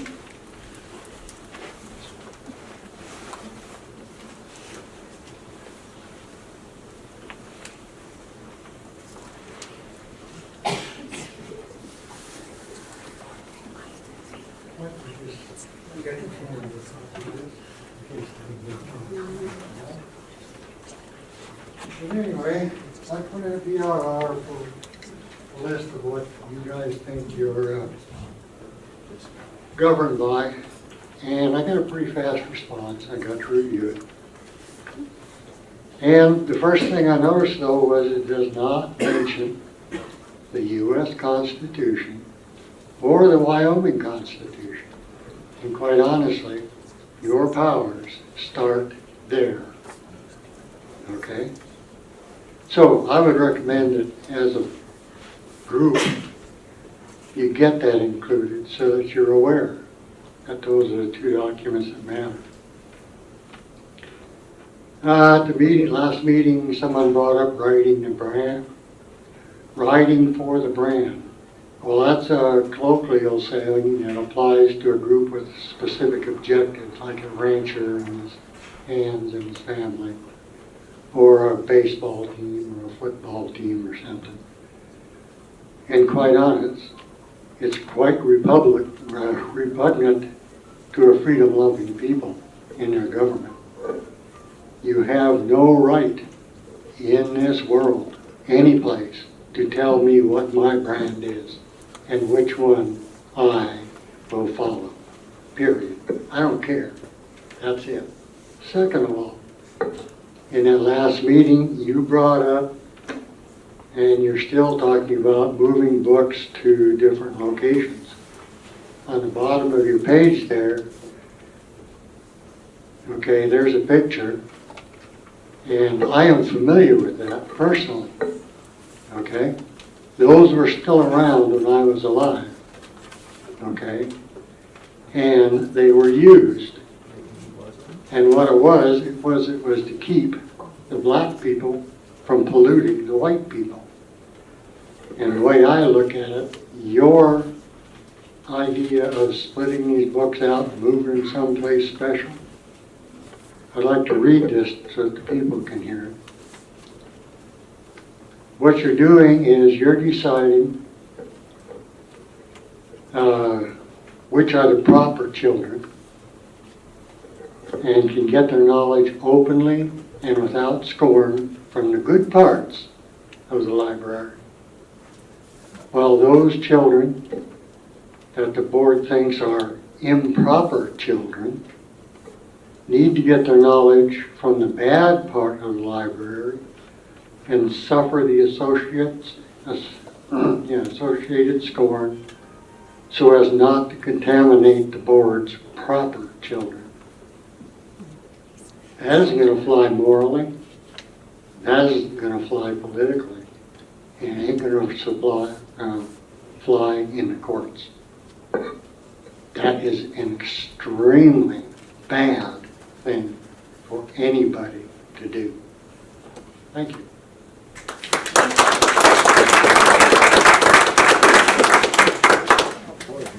Sally White?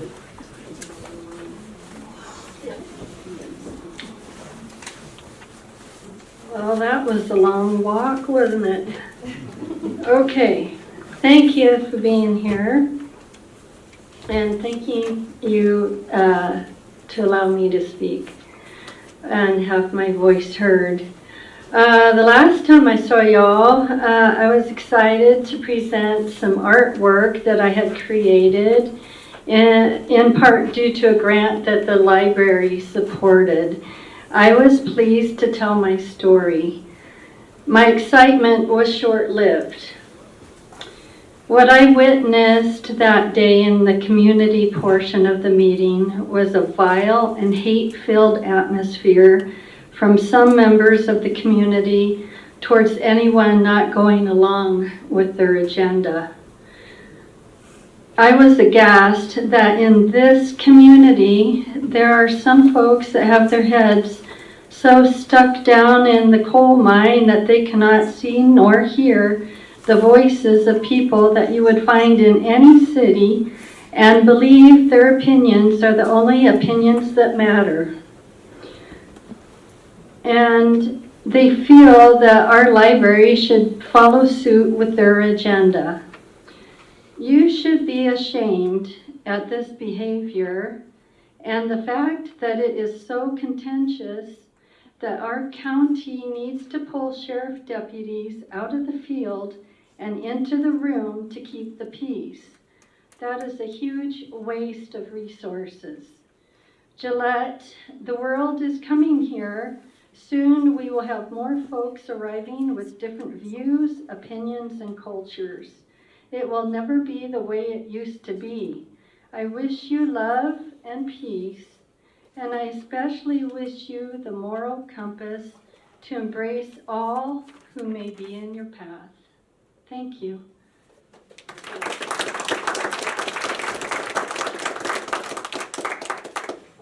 Sherry England.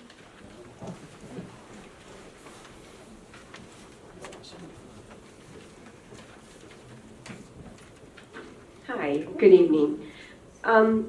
First of all, I want to make sure that I give my condolences to Terry. I'm so sorry for your loss, and I'm amazed that you're here. Thank you for powering through. I don't know how you do it. Bless you.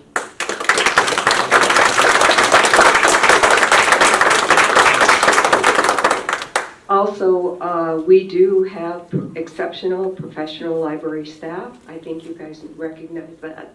Lots of education, experience, far more than I was aware of and I became more aware of. So I think they are the experts. When we had talked about that committee, I looked at the bylaws. And I really feel that you probably should look at those bylaws because I don't think that the committee can be formed. So you might want to read that and get somebody's opinion on that. Just as I one. may have missed the difference between my board members and the community. Yeah. Maybe. Yeah. Yeah. So I just wanted to put. I mean, I did look it up, to be fair, but something. Yeah, it's hard. I know that, there's lots of things to know and read, and you guys are just new, and it can be difficult. I also don't understand where all this came from. When was there a problem? Did we have problems with our kids and our parents? And when did this occur that the books were not appropriate? I would hope somebody could explain that to me sometime, because I don't understand where the problem came from. The problems I'm hearing are from certain people, certain adults, that it didn't seem to be connected to any incident or any crisis that happened in the library or any result. So I'm really confused where all this started from. Might be a good question. If we don't have a problem, why are you trying to solve it? Also, I think there's a problem with saying banned books, because I know you're not banning books, but when you move them, they're not accessible. That is the same thing. When we look at accrediting agencies, when you move books and they're not in the area that they're supposed to be, they are in effect banned or inaccessible and not accessible to the people that you serve. I really appreciate Avery. Our kids are the smartest people around. Just listen to those kids. Thank you.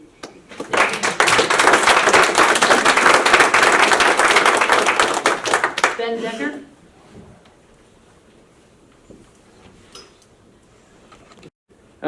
I just want to say that the American Library Association has established a pattern of hiding things from the public.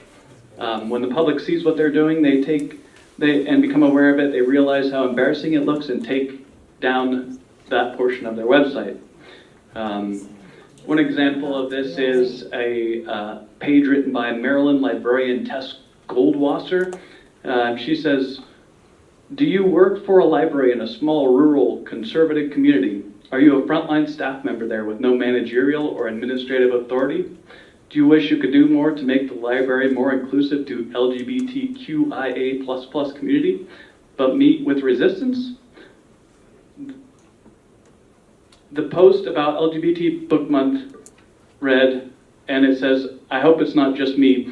Anyways, the website went on to how they can, with no managerial or administrative authority, push that agenda. Recently, the American Library Association elected Emily Dobrinsky, a Marxist lesbian, as the president. And if you look at all of their speakers at events, it's always radical far-left agenda that's anti-American and anti-nuclear family. And I just wanted to say that the in-group, or the good part of the library, as someone spoke about, has already been decided. And there are people that are excluded from that. I wanted to let everyone know that I haven't filled out any requests for reconsideration or book challenges or any asked for any books to be moved or removed, but I have asked for books to be added, and they were declined. And I believe they were declined because it doesn't fit the library's agenda of promoting LGBTQ lifestyle. Thank you. No, it wasn't the budget, because I offered to donate the books myself. Thanks. Yeah. Well said, Ben. Susan Bennett?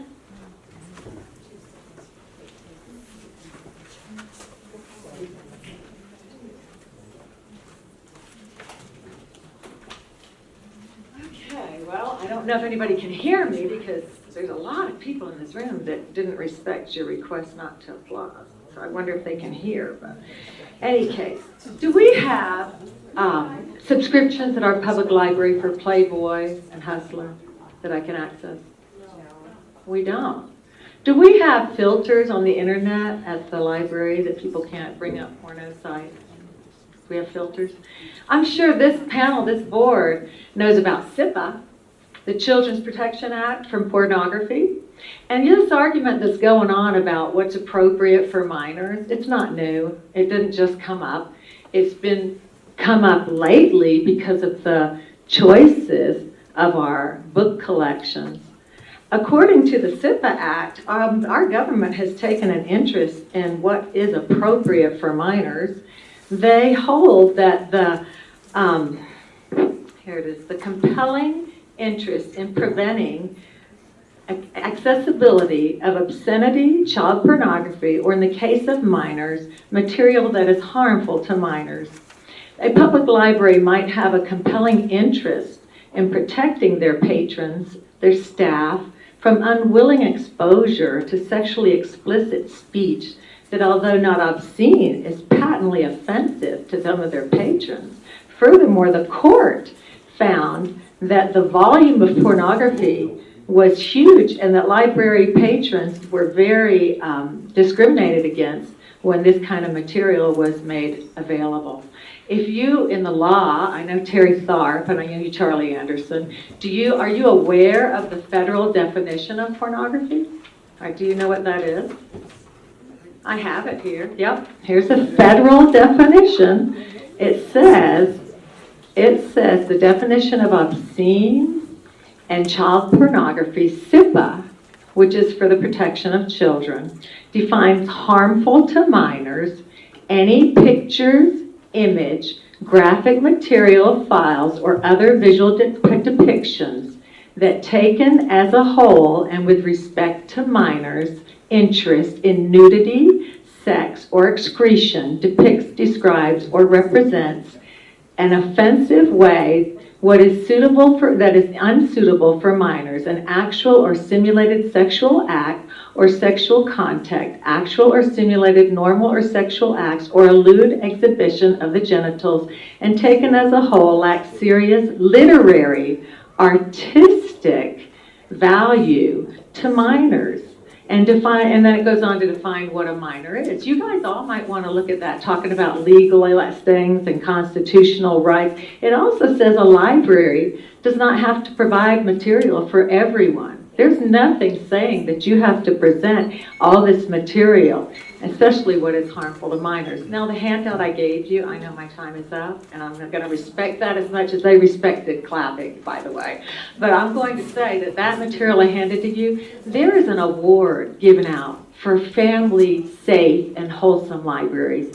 And I'd like to propose that our board and our library administrators, I respect that like you respected clapping. I would like to suggest and have it on record that our library shoots to get this award as a family wholesome library. Well said. Thank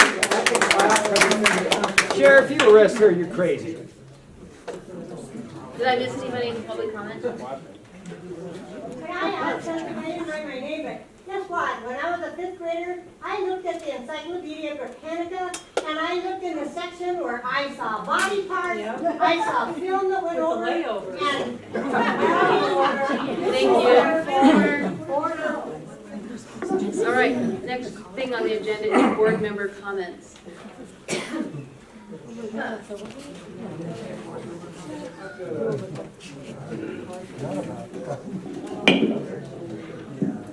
So there seems to be a lot of narrative on mass resistance. Respect that he is speaking. Mass resistance, and so I'm compelled to end that narrative as suggested in last month's meeting. I'm not a part of the member of mass resistance or part of mass resistance. I was approached by this organization by a notifier prior to being appointed to the board. I indicated to them exactly what I told the Board of Commissioners during my interview, that I was remaining entirely objective at this time, and I had not formed an opinion on local board issues and had not read any of the books.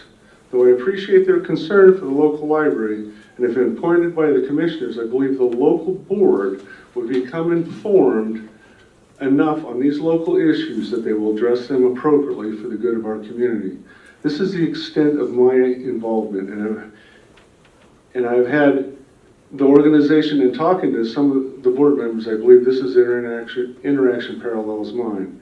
I've had conversations with several members of mass resistance since, and have continued to indicate we are trying to do what is right for the children, and I hope we can view both sides objectively and to address all issues. Any other comments?